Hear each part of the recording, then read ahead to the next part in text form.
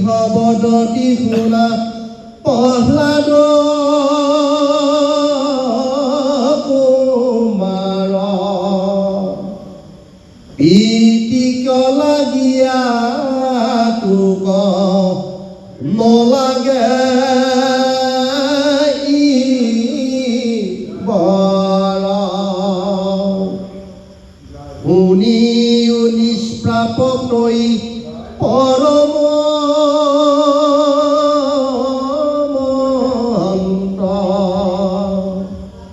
তোৰ পিতৃ মহাকুশে পবিত্ৰ ভৈলন্ত হে ৰাম তই ভৈলি জাত বাপ গৃহতে তাহাৰ 21 পুৰুষ সমে হইলে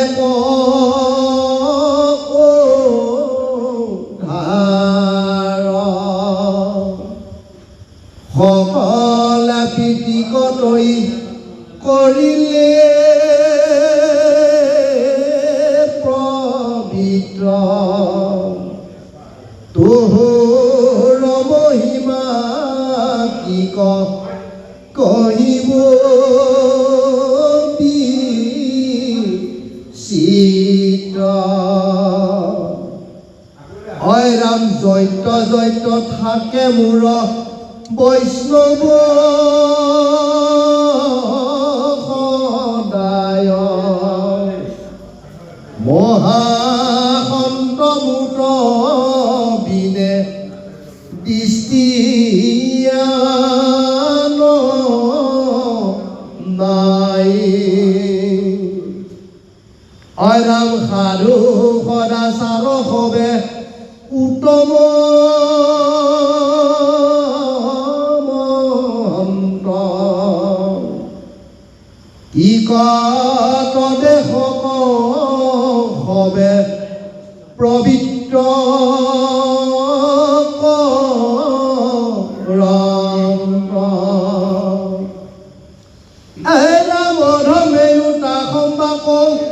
দেখিলে মাত্ৰকে মহাশুদ্ধ হুৱে হবে তেখনে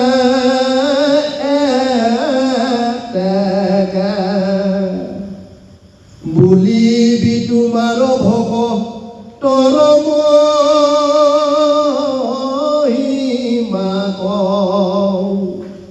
নুহি কয় চিত্ৰ প্ৰভু জানো মই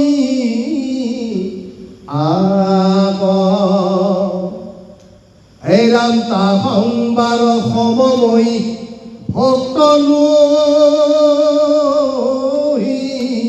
হৌক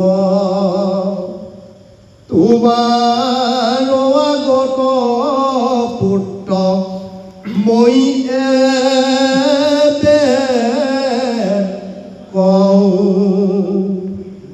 সৰ্বভাৱে গোট মাত্ৰ কৰয় ভকতি সমস্ত প্ৰাণিত এক দৃষ্টিটো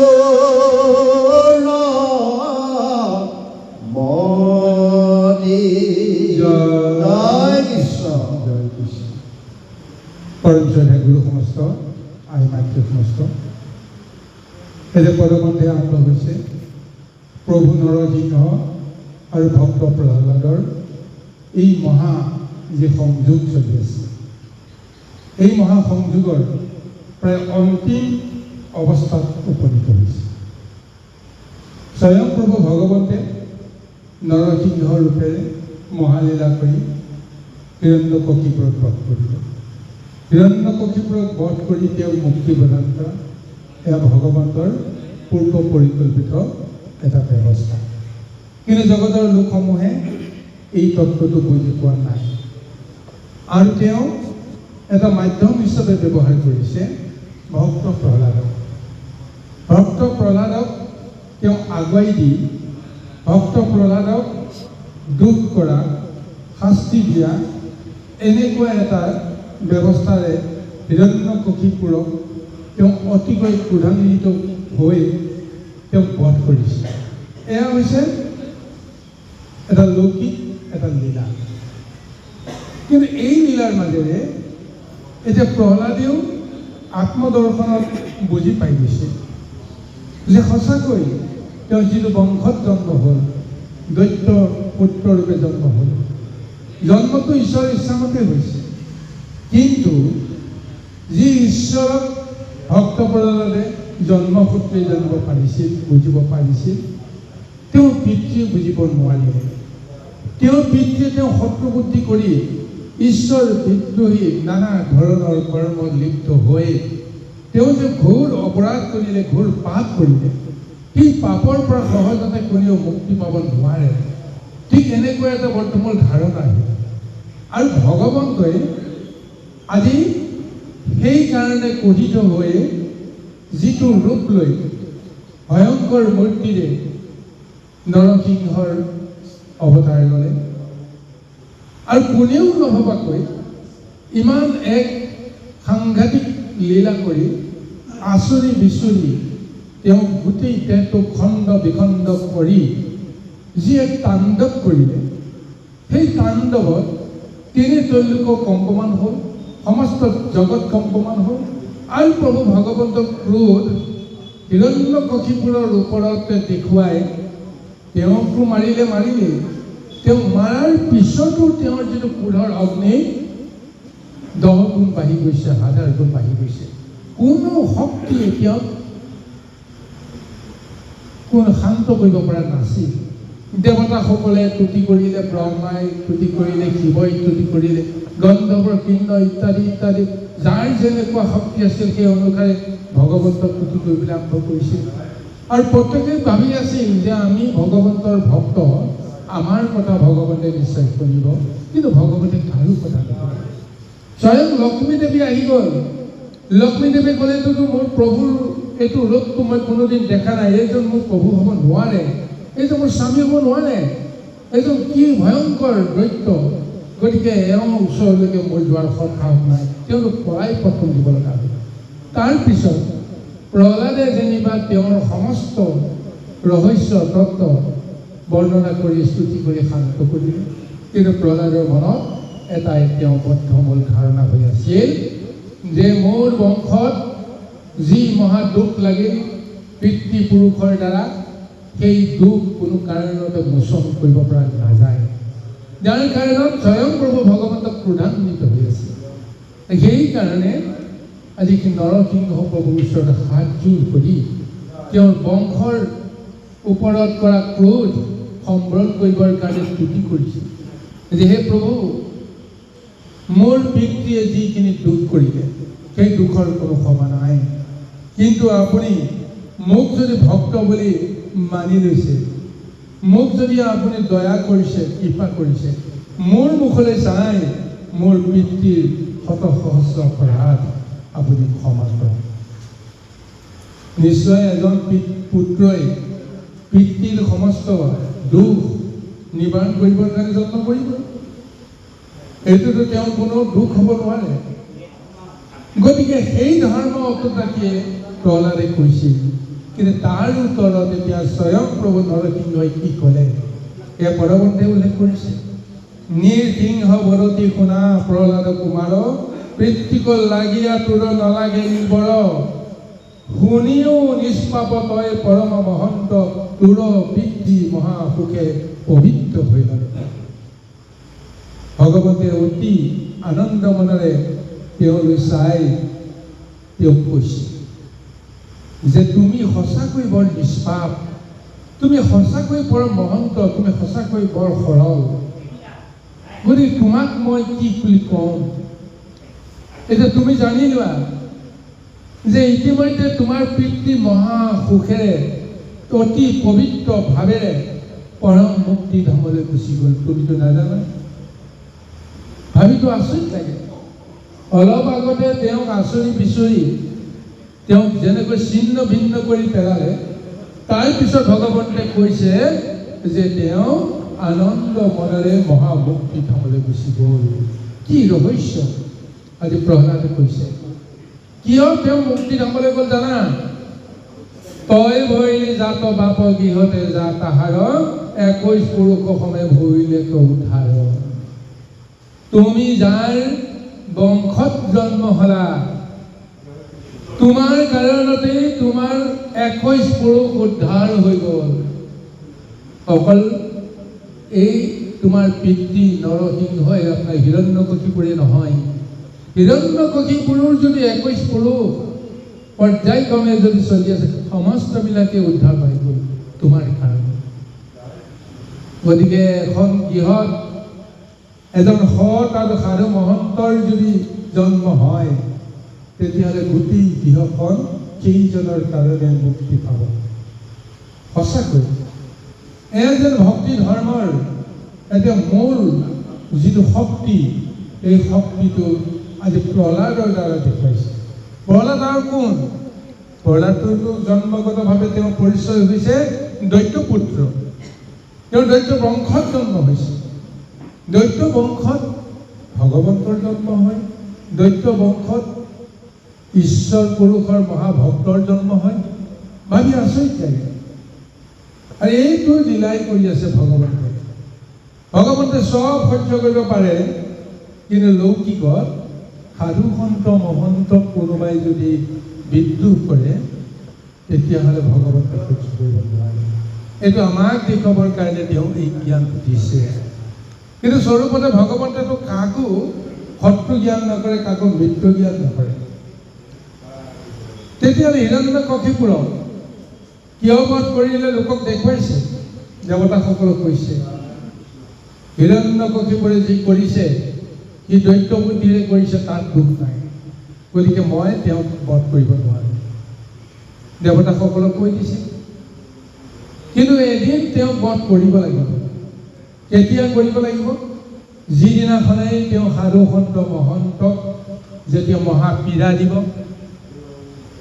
সাধু সন্ত মহন্তই যাৰ পীড়াত যুগ ধৰ্ম ধ্বস্ত হৈ যাব, গতিকে সেই সময়ত মই কিন্তু নিশ্চয় সাধু সন্তক ৰক্ষা কৰিবৰ কাৰণে মই সেই দুষ্কৃতিক নাশন কৰিবলৈ গৈ মই সেইজনক বধ কৰিম। কি লীলাৰে বধ কৰিম সেইটো মোৰ কথা। ব্ৰহ্মাই বৰ দিয়ক, দিনতো নমৰে, ৰাতিও নমৰে, আকাশতো নমৰে, পাতালতো নমৰে, নৰৰ হাততো নমৰে, পশুৰ হাততো নমৰে। আজিলৈকে জন্ম হোৱা কোনো জীৱৰ হাতত তেওঁৰ মৃত্যু নাই। এই নিশ্চিত বৰ ব্ৰহ্মাই দিব বিচাৰিছে, দিছে, দিয়ক।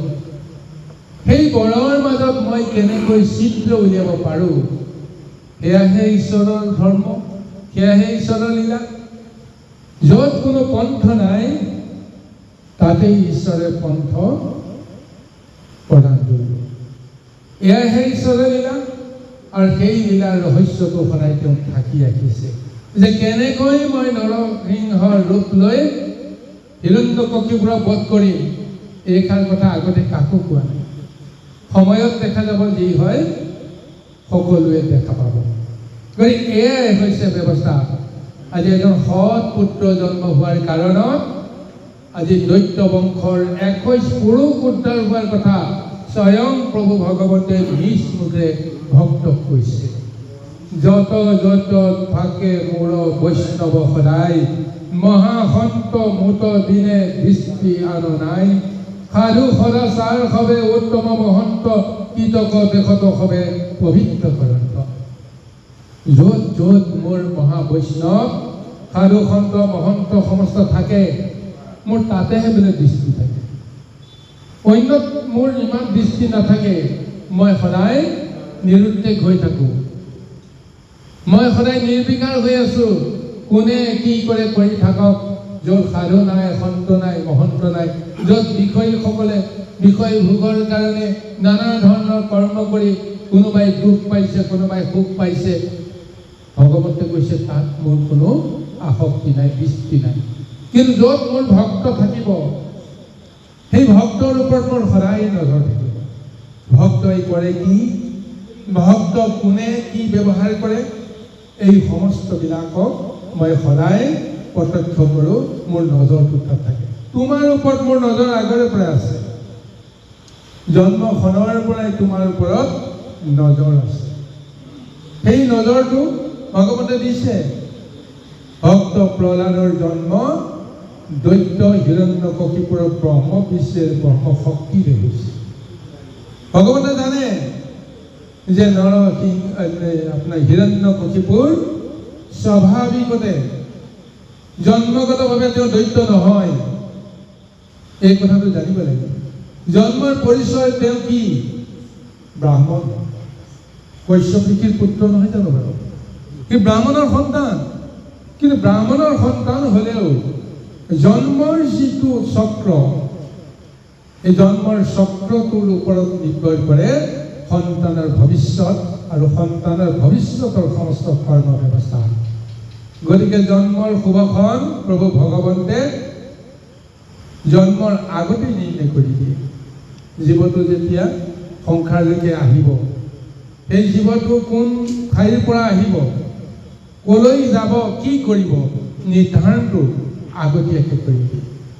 গতিকে আগতে যদি তেওঁৰ শুভ সংস্কাৰ আছিল, সেই অনুসাৰে সেই জীৱটো যদি আৰু মনুষ্য কুললৈকে আহিব লাগে, মনুষ্য কুললৈ গৈ তেওঁ কি কি কৰিব লাগিব এইটো নিৰ্ধাৰণ হৈ গ'ল।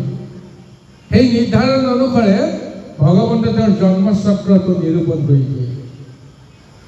তুমি এই জন্মচক্ৰৰ দ্বাৰাই গোটেই জীৱনৰ লক্ষ্য স্থিৰ কৰিব লাগিব।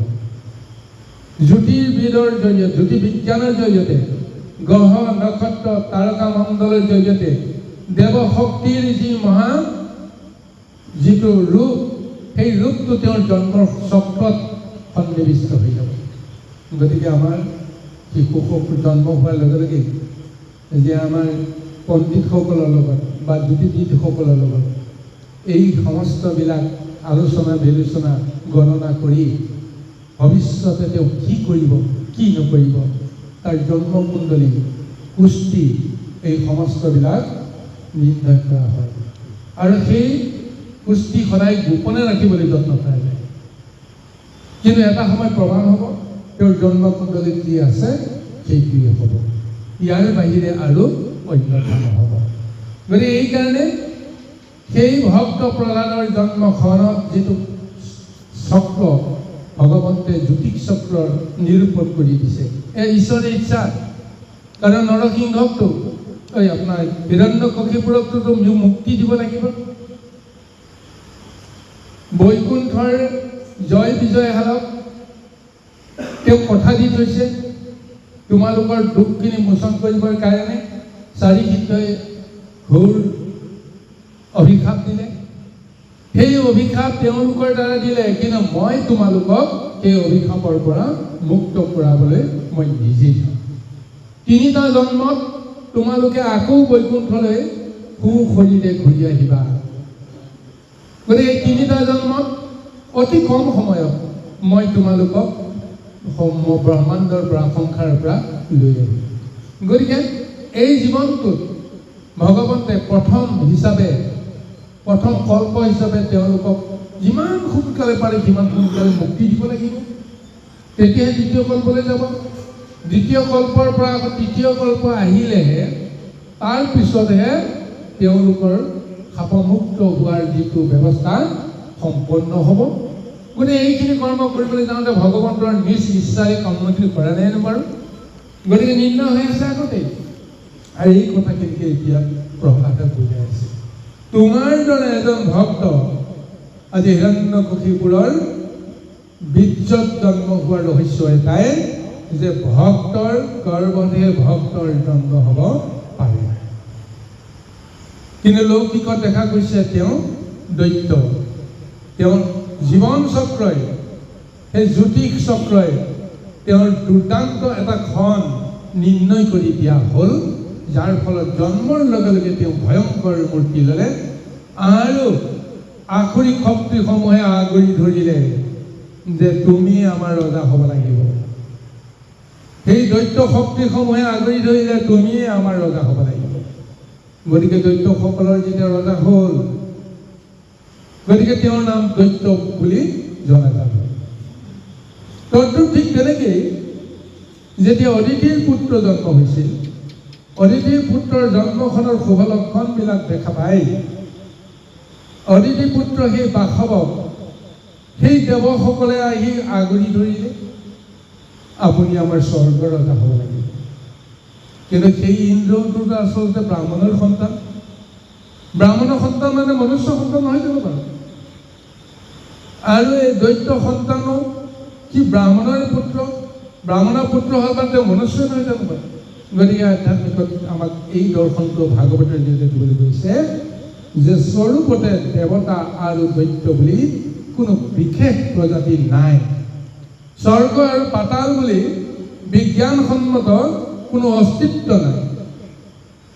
আপুনি ওপৰলৈ যিমানেই গৈ থাকে, আপুনি স্বৰ্গ বুলি কৈ থাকিব, যিখন স্বৰ্গত ইন্দ্ৰই ৰাজধানী পাতি ধুনীয়াকৈ শাসন কৰি আছে, এইখন ৰাজ্য আপুনি কেতিয়াবা বিচাৰি পাবনে? নাপায়। নভুমণ্ডলতেই নিৰাকাৰতেই বিলীন হৈ আছে, আপুনি কল্পনাই কৰিব লাগিব মই ইন্দ্ৰ ৰাজ্যলৈকে আহিছোঁ, নাপায়। তেতিয়া ক'ত আছে দেৱতাসকল? ক'ত আছে অসুৰসকল? যদি আছে মৰ্ত্যলোকতে আছে। মৰ্ত্যলোক ত্যাগ কৰি দেৱতাসকলেও থাকিব নোৱাৰে, মৰ্ত্যলোক ত্যাগ কৰি দৈত্যসকলেও থাকিব নোৱাৰে। তেতিয়াহ'লে মৰ্ত্যলোকত কোন থাকে? মৰ্ত্যলোকত মনুষ্যই থাকে। গতিকে মনুষ্যৰ হৃদয়তে মনুষ্যৰ ৰূপতে তিনিটা শক্তি ভগৱন্তে দিছে। কৰ্মসূত্ৰে বাসনা সূত্ৰে তুমি দেৱতা হ'ব পাৰা, তুমি মনুষ্য হ'ব পাৰা, তুমি দৈত্য হ'ব পাৰা, আৰু সেই ফলটো তুমি পাবা। গতিকে এই ব্যৱস্থাটো এতিয়া আমাৰ সমস্ত বুজাবৰ কাৰণে যত্ন কৰিছে। এই যে কাহিনী কৈ আছে, স্বৰূপতে ক'বলৈ গ'লে এইটোতো কেতিয়াও লৌকিক কাহিনী নহয়।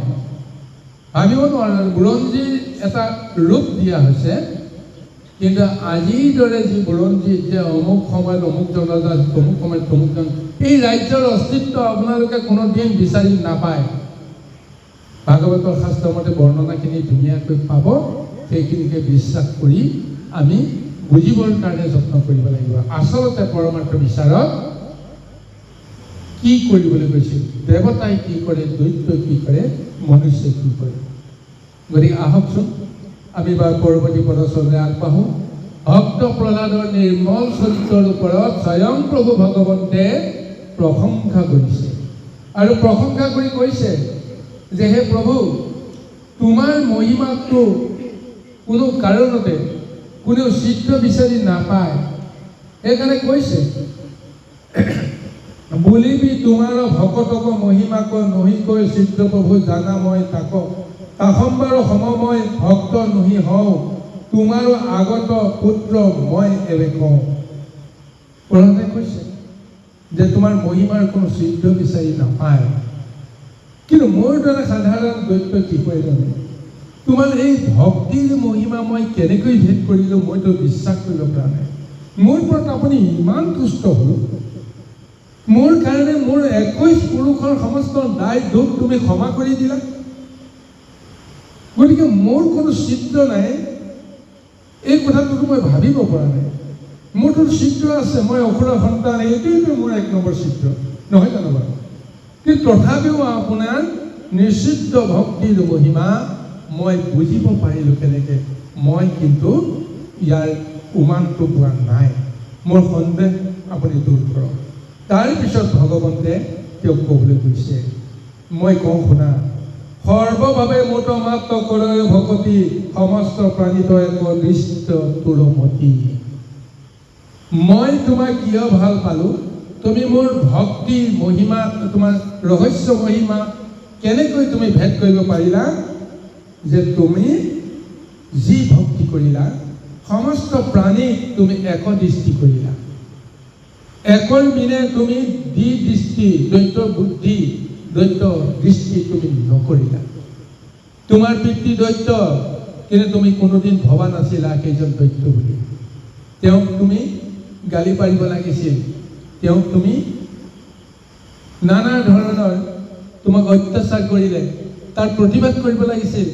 কিন্তু তাৰ পৰিৱৰ্তে যেতিয়াই তোমাৰ পিতৃৰ মুখামুখি হোৱা, তেতিয়াই পুত্ৰৱতভাৱে তুমি তেওঁক শ্ৰদ্ধা কৰা, সেৱা কৰা, ভক্তি কৰা। তোমাৰ ধৰ্ম তুমি অটুট ৰাখিলা। তোমাক মাৰিবৰ কাৰণে যত্ন কৰিলে, কিন্তু তেওঁৰ মুখলৈ চাই তুমি তেওঁক সেৱাৰ মনোভাৱেৰে ভক্তিৰ মহিমাৰে তুমি তেওঁক বুজাবৰ যত্ন কৰিছিলা যে তোমাৰ ভুল হৈছে, আচলতে শুদ্ধটো এইটো। কিয় তুমি সেইটো কৰিলা? তুমি জানিছা তোমাৰ পিতৃয়ে মহা দুখ কৰিছে, বিপদে পৰিচালিত হৈছে। পুত্ৰই কেতিয়াও পিতৃক বিপদে পৰিচালিত হ'বলৈ নিদিয়ে। সেইকাৰণে নিজৰ দৰ্শনটো কৈ আছে, নিৰ্ভয়ে কৈ আছে, পিতৃক বুজাবৰ কাৰণে নহয়, পিতৃক আচলতে সৎপন্থত ভগৱন্তক ভক্তি কৰি নিজৰ আত্মা উপলব্ধি কৰিবৰ কাৰণে তেওঁক এটা পৰিৱেশ দিবৰ কাৰণে তেওঁ এইখিনি কৈছে। গতিকে এইকাৰণে কৈছে প্ৰভুৱে যে তোমাৰ সেইটো দৃষ্টি আছে কাৰণে, কোনো জীৱৰ প্ৰতি তোমাৰ বৈষম্য ভাৱনা নাই কাৰণে, সকলোতে সমদৃষ্টি আছিল কাৰণে তুমি মোৰ ৰহস্য ভক্তিক তুমি ভেদ কৰিব পাৰিছা। কৃষ্ণ ৰাম ৰাম তোৰ অনুব্ৰত আহি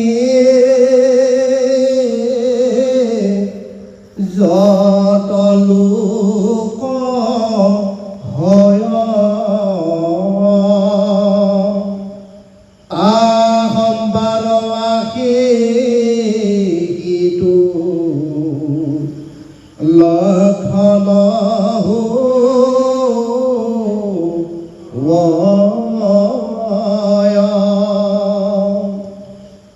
ধৰ্ম অৰ্থ কাম মুখ কিছুনো জয় কাই বাক্য মনে মুখ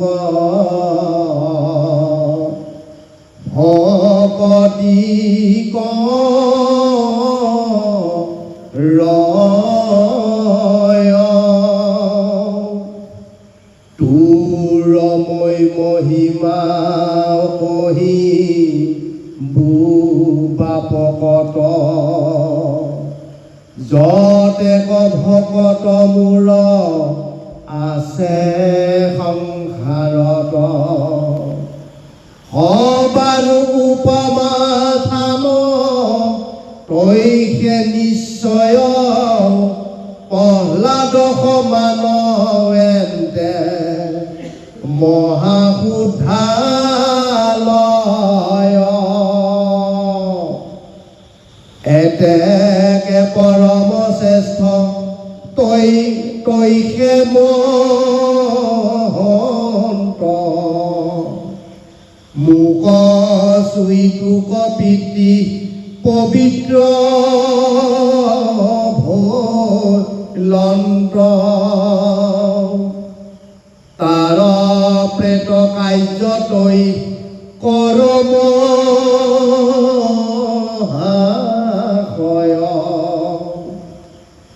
বেদে যেন মতে তাক কহিয়া আশয়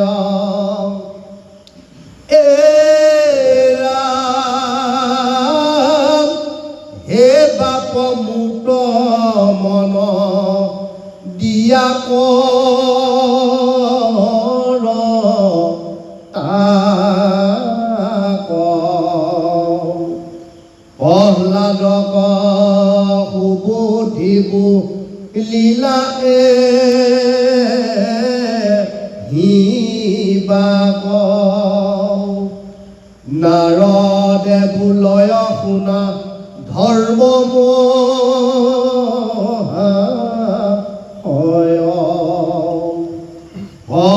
প্ৰহ্লাদেও কৰিলন্ত প্ৰেত কৰ্ম সয় অৰাম যেন মতে ভগৱন্তে বচন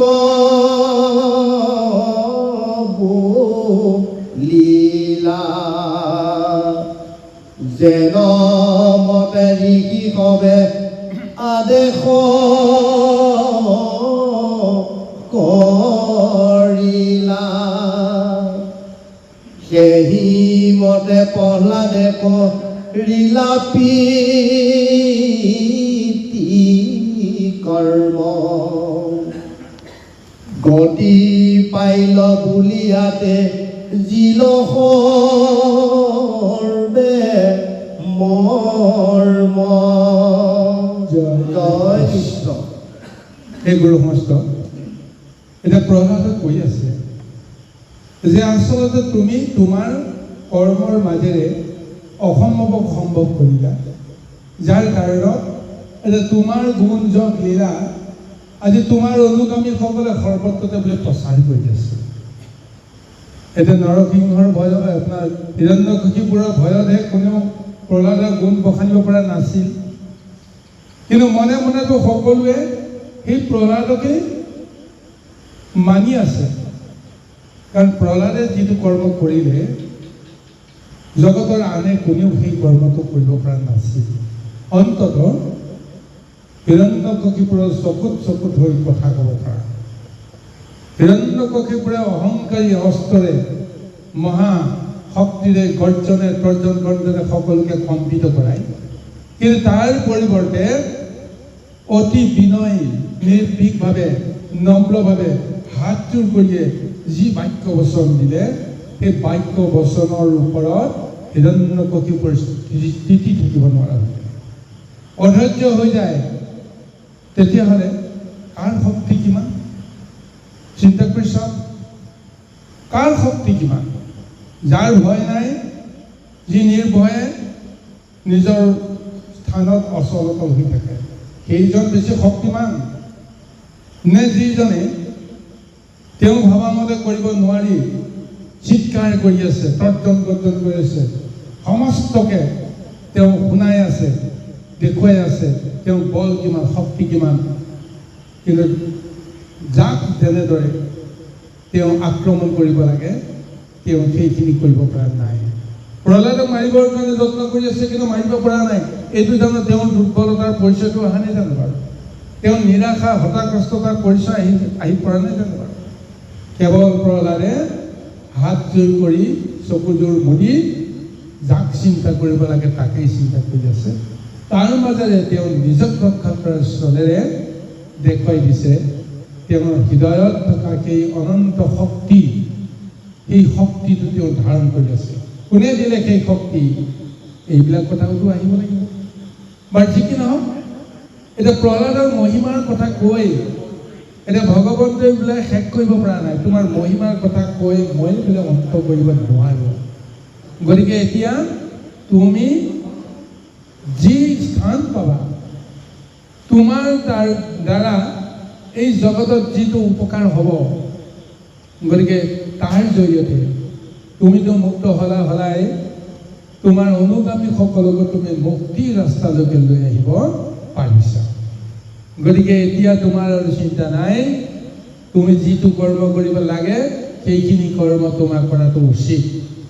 এটা প্ৰথম কৰ্ম, তুমি তোমাৰ পিতৃৰ পেট কাৰ্য সম্পন্ন কৰিব লাগিব। তাৰপিছত তুমি পিতৃৰ সিংহাসনত উপনীত হৈ পিতৃয়ে যি ৰাজকাৰ্য কৰিছিল সেই ৰাজকাৰ্য তুমি কৰিব লাগিব। আৰু জীৱনৰ শেষত যি মহাস্থান মই তোমাক দিম, সেই মহাস্থানৰ গৰাকী আজিলৈকে জগতত কোনেও বোলে লাভ কৰা নাই। গতিকে এনেদৰে নানা ধৰণৰ সুবুদ্ধি প্ৰদান কৰিছে প্ৰহ্লাদক। কি কৰিবা কি নকৰিবা গোটেই বুদ্ধিখিনি ভগৱন্তে তেওঁক দিছে। আৰু গোটেই এই কথাখিনি নাৰদে কৈ আছে কাক? ধৰ্মৰাজ যুধিষ্ঠিৰক। 5 বছৰীয়া এজন দৈত্য শিশুৰ জীৱনৰ পৰা মহাধৈৰ্য, মহাশক্তি, মহাজ্ঞান, মহাভক্তি গোটেইখিনি আহৰণ কৰিবৰ কাৰণে আজি নাৰদে প্ৰহ্লাদৰ গোটেই আখ্যানটো ধৰ্মৰাজ যুধিষ্ঠিৰক কৈ আছে। তেতিয়াহ'লে চাওক ৰহস্যটো ভগৱন্তে ক'ত নিহিত কৰি থৈছে।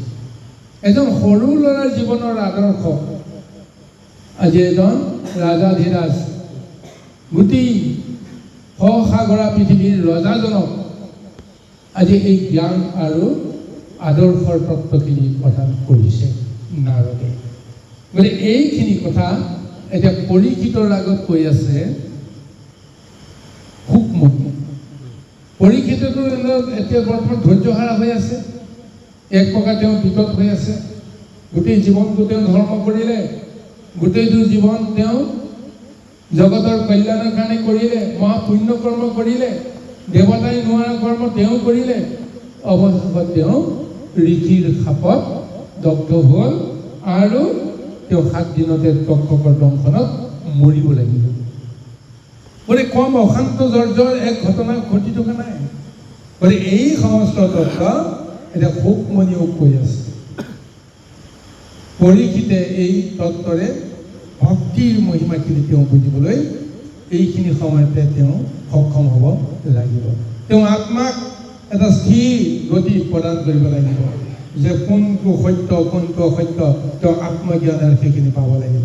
এতিয়া গুৰুৰূপে ব্ৰহ্মাই সুকমণিয়ে এই গোটেই তত্ত্বখিনি প্ৰহ্লাদৰ বিষয়খিনি কৈ আছে আৰু সেইখিনি মতে পৰৱৰ্তী পৰ্যায়ত কাৰ কি উপকাৰ হ'ব আহক আমি পৰৱৰ্তী প্ৰবচনলৈ আগবাঢ়ো। কৃষ্ণ জয় কৃষ্ণ, জয় কৃষ্ণ। এ ৰাম ব্ৰহ্মায়ো দেখিলা হৰে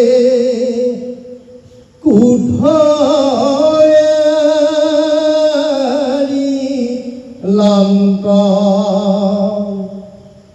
দেৱগণ সবে পাছে বাক্য বুলি লন্ত হে দেৱ দেৱ ভগৱন্ত নাৰায়ণ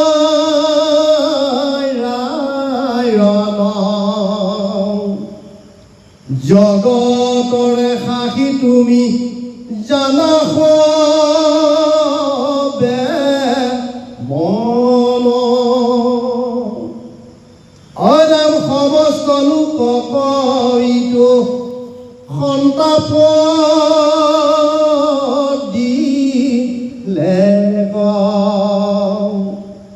তদু হস্তে পাপি হেৰ আহি মৰিলে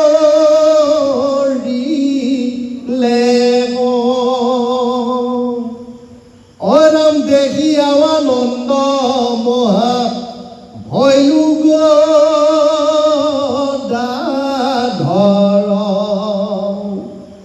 মোতে বৰ লভি ইটো দৈত্য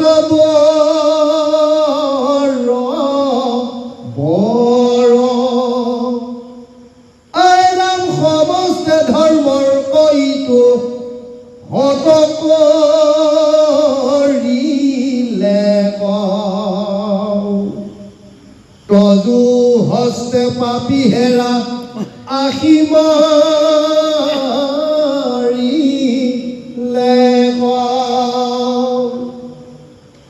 আক দেখি মই মহা হৰি লভিলো হে নৰ হৰি তজু আগত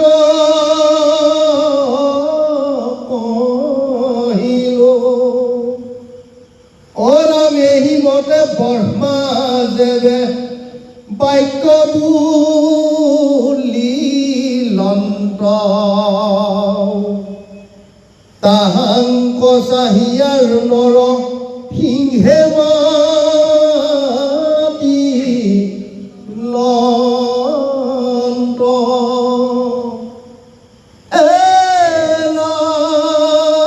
হে পদ্ম ভৱ শুনা বচন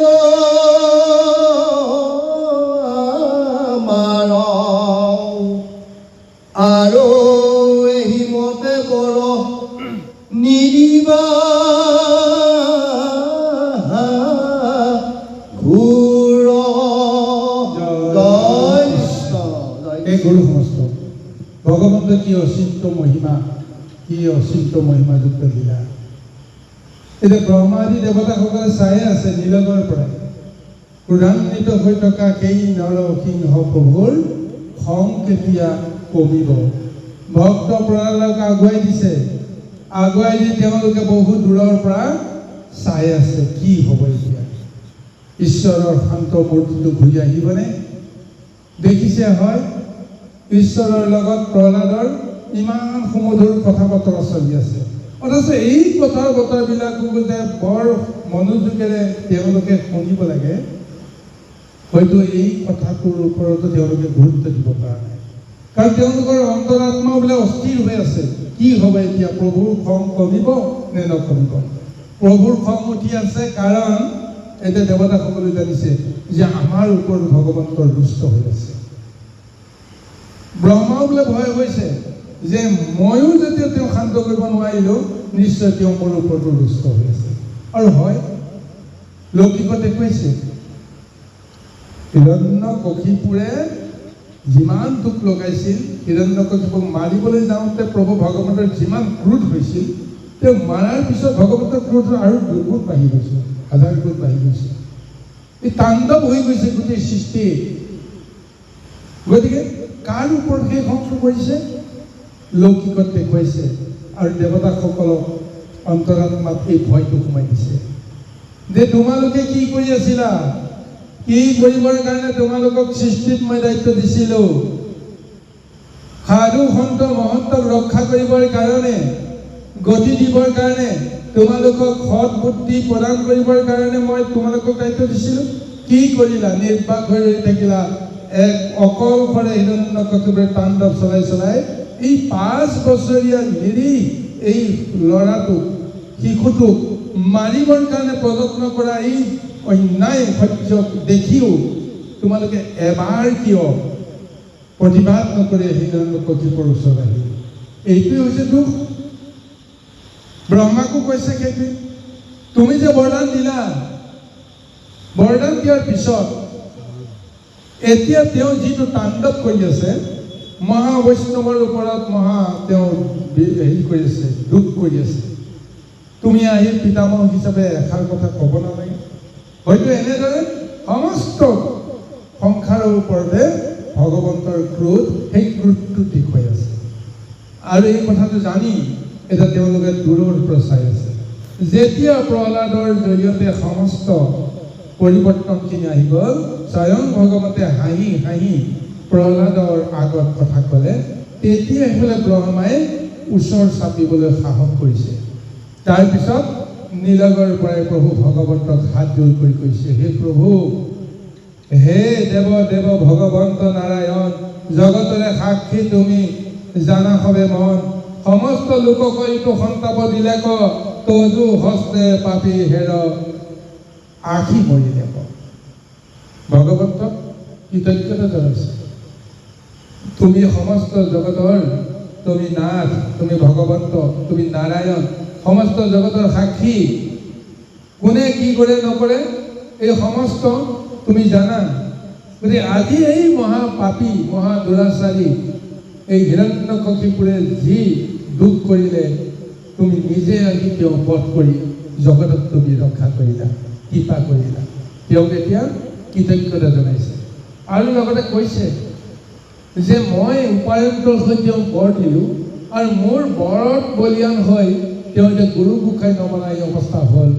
যি কি নহওক তুমি যে আহি তেওঁক বধ কৰি জগতক ৰক্ষা কৰিলা তাৰ কাৰণে এতিয়া ভগৱন্তক এতিয়া কোটি প্ৰতিপাদ জনাইছে ইয়াৰ উত্তৰত এতিয়া লোককে দেখুৱাই ব্ৰহ্মাক উদ্দেশ্য কৰি কৈছে হে পিতামহ হে পদ্মনাথ যে তুমি এনেদৰে আৰু বৰ যাকে তাকে নিদিবা দেখিলাতো কি হ'ল আৰু এই বৰদান দিয়াৰ কাৰণে ব্ৰহ্মাৰ ওপৰত এটা কলংক এটা আছে আমি সমস্তে ব্ৰহ্মাক দুখ দিওঁ ভাবি চিন্তি নোচোৱাকৈ যাকে তাকে যি বৰদান দিয়ে তাৰ ফল এতিয়া কোনে ভুগিব লগা হৈছে? সাধাৰণ নিৰীজনে ভুগিব লগা হৈছে। স্বয়ং প্ৰভু ভগৱন্তও কিমান লীলা কৰিব লগা হৈছে সেই বৰদানৰ এটা ছিদ্ৰ বিচাৰি উপায়ন্তৰ হোৱা। কোনোবাই যদি বৰদান দিব লগা হয়, সেইজন যদি ভগৱন্তৰ ভক্ত হয়, ভগৱন্তেতো তাক স্বীকাৰ কৰিবই লাগিব। তথাস্তু বুলি যাক কৈ দিয়ে, তেওঁ নাভাবে যে ঈশ্বৰক চিন্তা কৰি মই তথাস্ত ক'ব লাগিছিল, কিন্তু ঈশ্বৰে মানি ল'লে, হ'ব দিয়া, তুমি যেতিয়া কথা বুজিছা, মই সেইটো নিশ্চয় কথা মই ৰক্ষা কৰিব লাগিব। এতিয়া ভগৱন্তে এতিয়া কিমান লীলা কৰিব লাগে, এইকাৰণে ব্ৰহ্মাক কৈছে, তুমি এনেদৰে আৰু আগলৈকে বৰদান যাকে তাকে নিদিবা। কিন্তু স্বৰূপত ক'বলৈ কৈছে, প্ৰভু ভগৱন্তে তেওঁক চেতাই দিছে, তুমি এইটোকে দিয়া, হ'ব দিয়া, মই যি কৰিব লাগে কৰিম। কিন্তু ব্ৰহ্মাহে বুজি পোৱা নাই। তেওঁ যদি বিচাৰিলে অমৰত্ব বৰদান প্ৰথমতে বিচাৰিলে, ব্ৰহ্মাই ক'লে মই দিব নোৱাৰোঁ, ময়ে অমৰ হ'ব নোৱাৰোঁ, মই তোমাক অমৰত্ব বৰদান কেনেকৈ দিম? তাৰপিছত কৈছে তোমাক যি লাগে তাকে দিম, এই অমৰত্ব বৰটো ত্যাগ কৰা। তেতিয়া বুদ্ধি কৰি কৌশল কৰি এই পাকচক্ৰে অমৰত্বৰ সদৃশ বৰদান বিচাৰিলে, আৰু এই কথাটো ব্ৰহ্মায়ো জানিলে, সৰ্বনাশ, এতিয়াতো মই নিদিওঁ বুলি ক'ব নোৱাৰোঁ। আগতে কৈছিলোঁ এই বৰদানৰ বাহিৰে যিকোনো বিচাৰা মই দি দিম। তেতিয়াতো স্বয়ং প্ৰভু ভগৱন্তকে স্মৰণ কৰিছে, হে প্ৰভু তুমি যি কৰা কৰা, মই এতিয়া উপায়হীন, মই তেওঁক তথাস্থ বুলি কৈ মই মোৰ দেৱৰ যিটো ধৰ্ম, সেই ধৰ্মটো ৰক্ষা কৰিবই লাগিব। যোনে মোক ভক্তি কৰে সেইজনে তেওঁক মনোবাঞ্ছা পূৰণ কৰাৰ দায়িত্ব পালন কৰিবই লাগিব, তেতিয়াহে দেৱত্বৰ ধৰ্ম ৰক্ষা হ'ব। গতিকে ভগৱন্তকে দিয়াই কৈছে, হে প্ৰভু তুমি কি কৰা কৰা, এই বুলি কৈ তেওঁ তথাস্থ বুলি ক'ব লগা হ'ল। এইখিনি কাৰণত ভগৱন্তই ভাবিছে, তোমাৰ কাৰণতে আজি মই যি মহালীলা কৰিলোঁ, জগতে আজি বুজিলে যে ঈশ্বৰে কি কৰিব নোৱাৰে। য'ত কোনো পন্থ নাই তাতেই পন্থ উলিয়াই দিয়াই হৈছে ভগৱন্তৰ লীলাৰ ৰহস্য। য'ত কোনো উপায় নাই, সমস্ততে নিৰুপায়, তাতেই উপায়ৰ সন্ধান দিয়াটোৱেই হৈছে ঈশ্বৰৰ লীলাৰ মহত্ব। তুমি যদি সেই নিষিদ্ধ বৰদানটো যদি নিদিলাহেঁতেন, তেতিয়াহ'লে মইতো অলৌকিক লীলাটো কৰিব লগা নহ'লহেঁতেন। এতিয়াতো মোৰ লীলাৰ মাহাত্য যিয়ে শ্ৰৱণ কৰে, যিয়ে কীৰ্তন কৰে, যে মোৰ ৰহস্যটো তেওঁলোকে জানো নাপাব জানো? গতিকে ভিতৰি ভিতৰি ব্ৰহ্মাক কৈছে, চাবাছ, তোমাৰ কাৰণে মোৰ এই যশ আৰু কীৰ্তি বৈ গৈছে। স্বৰূপতে সেইটোৱে নহয় জানো বাৰু? ব্ৰহ্মা বিষ্ণু মহেশ্বৰ এক কলেবৰ বুলি কৈছে। কিবা এটা লীলা যদি হ'ব লগা হয়, তেওঁলোকে আগতেই যোজনাটো কৰে যে এইটো লীলা কৰিব লাগিব। কিন্তু লৌকিকত ব্ৰহ্মায়ো নাজানে, বিষ্ণুও নাজানে, শিৱও নাজানে, আনক কেইজনক। তাৰপিছতহে লীলাটো যেতিয়া চলিব, তেওঁলোক তাৰ মাজত জড়িত হৈ পৰে। যি কি নহওক, এয়াই ব্যৱস্থা। তেওঁলোকে চব জানে, জগতক দেখুৱাই কয় আমি একো নাজানো। এতিয়া ব্ৰহ্মা গালি দিছে, তাৰ পৰা আমি শিক্ষা ল'ব লাগিব জগতে, যে সঁচাকৈ যদি ভাবি চিন্তি যদি আমি বাক্য বচন যদি নিদিওঁ, তেতিয়াহ'লে ভৱিষ্যতে নিজৰে অপকাৰ হ'ব, নিজৰটো হ'বই, জগতৰো অপকাৰ হ'ব। এইকাৰণে আমাক সাৱধান হ'বলৈ এনেকুৱা কিছু কাহিনী আলম লৈ ভাগৱতে মহা উপদেশ আমালৈ প্ৰদান কৰি আছে। জয় জয় কৃষ্ণ। আৰাম সৰ্ব সমস্ত যেন শিৰ খুৱাবয় অধিকহে বিষবাই কহিলো নিশ্চয়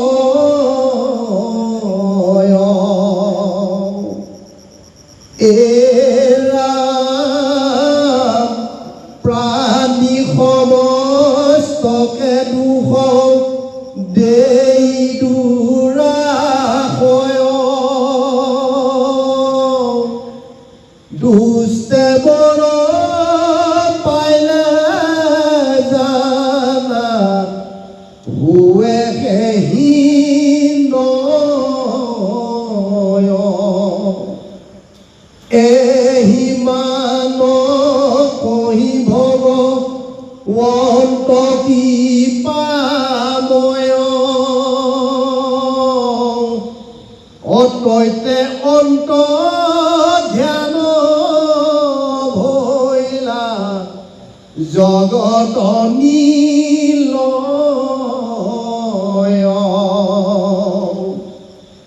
শুনিও ৰাজা যুধিষ্ঠিৰ মহাশয়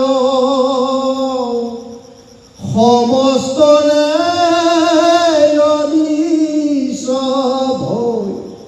লন্ত দয়াময়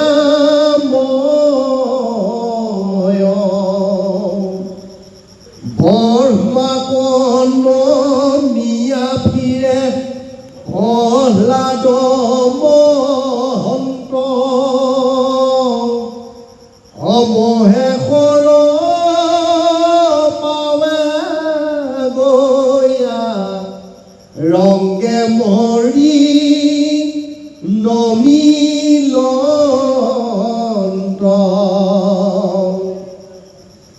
ঈশ্বৰৰ কলাজত ইন্দ্ৰ আদি দেৱ অহিবাকু পৰিয়া ৰংগে কৰিলন্ত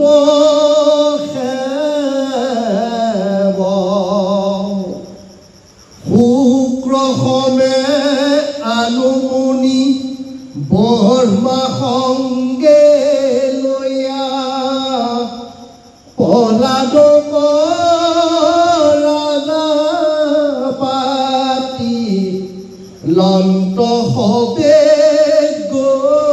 গয়া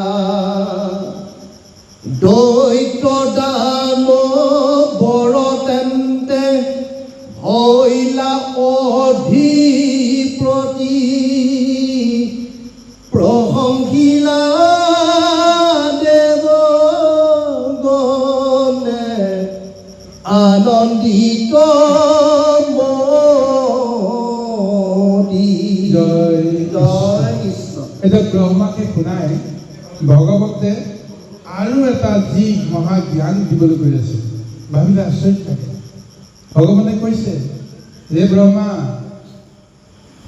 যদি সাপক যদি গাখীৰ খুৱাই থকা যায় গাখীৰৰ যিটো শক্তি সেই শক্তিটোৱে স্থিৰ বুদ্ধি প্ৰদান কৰিব লাগে, ধৈৰ্য সহ্য এই সমস্ত গুণ তেওঁ আয়ত্ত কৰিব নালাগে। কিন্তু সৰ্পক যদি তুমি গাখীৰ খোৱা তেতিয়াহ'লে সৰ্পৰ বোলে বিষহে বাঢ়ি যায়। চিন্তা কৰি চাব পাৰোঁ। এতিয়া সৰ্প গাখীৰ খোৱালে তেওঁ বিষৰ শক্তিটো বোলে বৃদ্ধিহে পায়। কোনো কাৰণতে সৰ্পক গাখীৰ খুৱাই লাভ নাই, এই কথাটো ক'বলৈ বিচাৰিছোঁ। হিত উপদেশ যাক দিয়া যায় সজ্জনক দিয়াটো উচিত। সাধু সন্ত মহন্তৰ গুণ যাৰ হৃদয়ত আছে, যিয়ে সাধু সংগ ল'বৰ কাৰণে অকণমান হ'লেও ইচ্ছা কৰে, যিসকলে কৃষ্ণৰ কথা শুনিবৰ কাৰণে মনত ইচ্ছা কৰে, আৰু সেইসকলে যদি কৃষ্ণৰ বিষয়ে যদি কিবা প্ৰশ্ন কৰে জানিবৰ কাৰণে, তেওঁলোকক ক'লে লাভ হ'ব। কিন্তু যিসকলে শুনিব নিবিচাৰে, যিসকলে জানিব নিবিচাৰে, সেইসকলক যদি তুমি কৃষ্ণৰ কথা ক'বলৈ যোৱা তেতিয়াহ'লে হিতে বিপৰীত হ'ব। তেওঁ কোনো কাৰণতে তোমাক গণ্য নকৰিব, সাৱধান হ'বলৈ দিছে। গতিকে সেইকাৰণে ভাগৱতেও সদায় উপদেশত কয়, শুনা লোক মানে বুদ্ধজন বুলি কয়, শুনা বুদ্ধজন, অৰ্থাৎ যিসকলৰ বোধ শক্তি আছে, যিসকলে কিবা এটা জানিবৰ কাৰণে বুজিবৰ কাৰণে মনত ইচ্ছা প্ৰকাশ কৰে, সেইসকলকহে উপদেশ দিবলৈ কৈছে। গতিকে আজি ব্ৰহ্মাক এই কথাটোকে কৈছে যে প্ৰাণী সমস্তৰে দুখ দেই দুৰা হয় দুষ্টে বৰ পাইলে জানা হৈ একেহি নহয় দুষ্টজনক যদি বৰদান দিয়া যায় সেইটোৱে হ'ব গতিকে তাৰ ফলত গোটেই জগতৰ নানা বিকাৰ হৈ যাব আৰু এনেদৰে গোটেই উপদেশখিনি প্ৰদান কৰি ভগৱন্ত নৰসিংহ ঠাইতে অন্তৰ্ধান হৈ গ'ল স্বয়ং প্ৰভু ভগৱন্ত যেতিয়া অন্তৰ্ধান হৈ গ'ল এতিয়া বাকী দেৱতাসকলে ব্ৰহ্মাকে আদি কৰি এই সমস্ত এতিয়া কি কৰিব এই যেতিয়া ভগৱন্তৰ পৰশ লৈ যোৱা কোনজন পৰশ লৈ থকাজন কোন মহাভক্ত প্ৰহ্লাদ গতিকে প্ৰহ্লাদৰ জয় গুণ গাব লগা হৈছে আৰু সেইকাৰণে ভগৱন্তে যে তেওঁক কৈ গ'ল যে তুমি তোমাৰ পিতৃৰ পেদকাৰ্য কৰা তাৰপিছত দৈত্যৰ বংশ তুমি উদ্ধাৰ কৰিবৰ কাৰণে ৰক্ষা কৰিবৰ কাৰণে তুমি সিংহাসনত উপবিষ্ট হোৱা আৰু ভগৱন্তৰ কথা অনুসৰি শুক্ৰাচাৰ্য গুৰুৱে ব্ৰহ্মাকে আদি কৰি এই সমস্ত দেৱতাক লগত লৈয়ে এতিয়া প্ৰহ্লাদক ৰজা পাতিলে ৰজা পতাৰ সময়ত প্ৰহ্লাদৰ বয়স কিমান 5 বছৰ মাত্ৰ 5 বছৰ বয়সতেই তেওঁ সমস্ত হৈ গৈছে ধেমালি কথা নহয় কিন্তু এই 5 বছৰত ৰজা হৈ শক্তিশালীভাৱে তিনি তৈলোকক মানে শাসন কৰা প্ৰতিপালন কৰাৰ ক্ষমতা জানো আছে জানো কাৰণে আছে কাৰণে তেওঁ দিয়া হৈছে কাৰণ সকলোৱে প্ৰমাণ পাই গ'ল স্বৰূপতে প্ৰহ্লাদৰ বয়স 5 বছৰ হৈ থকা নাই ভাগৱতৰ তত্ত্ব মতে 105 বছৰ হৈ গ'ল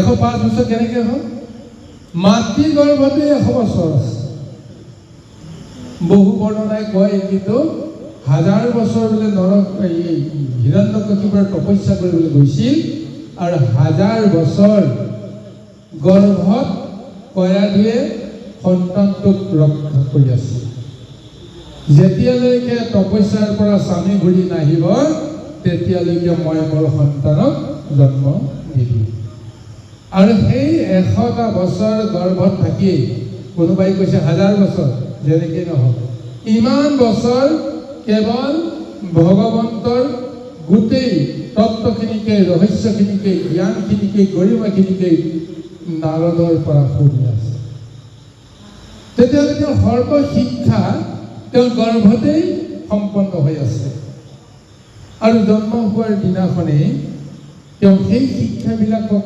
ৰোমন্থনহে কৰি আছে প্ৰহ্লাদৰ মহাভাগ্য মায়াৰ সংসাৰে তেওঁ অকণমানো বিচলিত কৰিব নোৱাৰিলে তৃতীয় স্কন্ধ ভাগৱতত জীৱই মহা দুখ কৰিছে কপিল মহাপ্ৰভুৱে মাতৃক কৈ আছে যেতিয়া গৰ্ভৰ সন্তানে যেতিয়া ব্ৰহ্মৰ লগত সম্বন্ধ ৰক্ষা কৰি গৰ্ভৰ যন্ত্ৰণাৰ পৰা মুক্তি পাবৰ কাৰণে যেতিয়া ভগৱন্তক তুতি কৰি আছিল তুতি কৰোঁতে তেওঁ গৰ্ভৰ যন্ত্ৰণাবিলাক তেওঁ পাহৰি গুচি গ'ল ভগৱন্তৰ লগত তেওঁ দেখা হৈ গ'ল সাক্ষাৎ হৈ গ'ল ভগৱন্তক তুতি কৰি আছে তাৰপিছত প্ৰভুক কৈছে হে প্ৰভু তোমাক তুতি কৰোঁতে দেখোন মই মোৰ গৰ্ভৰ যন্ত্ৰণা পাহৰি গ'লোঁ সংসাৰৰ নিকাৰ কথা পাহৰি গ'লোঁ এতিয়া মই জানিলোঁ যদি মই সংসাৰলৈকে যাওঁ গৰ্ভৰ পৰা বাহিৰলৈ যাওঁ তেতিয়াহ'লে মই সমস্তবিলাক পাহৰি যাম তোমাকো পাহৰিম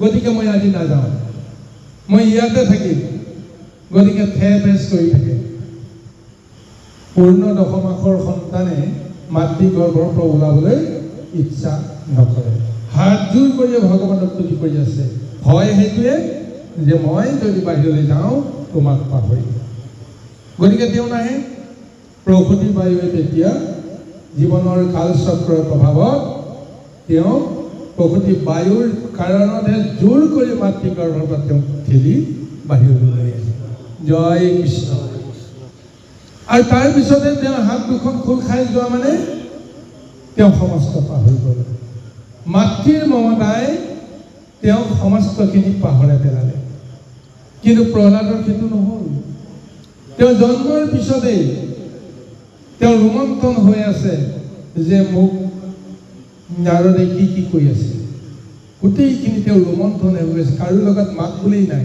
কোনোবাই কিবা এটা কথা সুধিলে তেওঁ ক'ব লাগে কাৰণে কয়, তাকো অতি বিনয়ীভাৱে।